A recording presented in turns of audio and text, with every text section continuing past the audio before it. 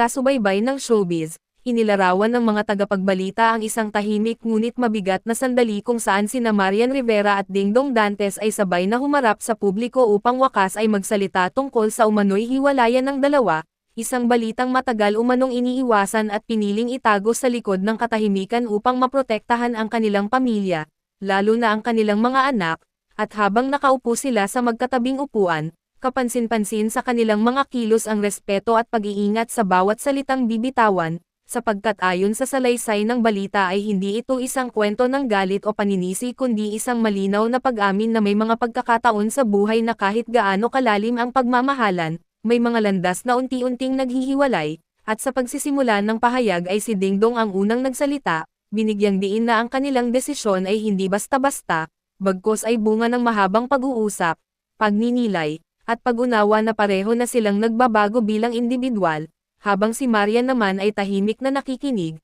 paminsan-minsang tumatango, at kalaunay nagsalita rin sa mahinahon ngunit emosyonal na tinig, sinabing masakit ang desisyong ito ngunit mas masakit daw ang manatili sa isang sitwasyong pareho na kayong napapagod, at habang inuulit-ulit ng mga anchor ang mahahalagang bahagi ng kanilang pahayag, ipininta ng balita ang imahe ng 2 taong piniling maging tapat kaysa magkunwari, piniling unahin ang kapayapaan kaysa ang imahe ng perpektong relasyon, at bagamat hindi nila idinetalye ang mga dahilan, malinaw umano sa kanilang mga mata ang bigat ng pinagdaanan, ang mga gabing puno ng katahimikan, ang mga umagang puno ng tanong, at ang unti-unting pagtanggap na minsan, ang pagmamahal ay nagbabago ng anyo, at hindi laging nangangahulugang pananatili, at habang patuloy ang naratibo, binigyang diin ng ulat na pareho nilang iginiit na mananatili ang respeto, pagkakaibigan, at pagiging magulang sa kabila ng kanilang desisyon. Isang pahayag na nagdulot ng halo-halong emosyon sa publiko,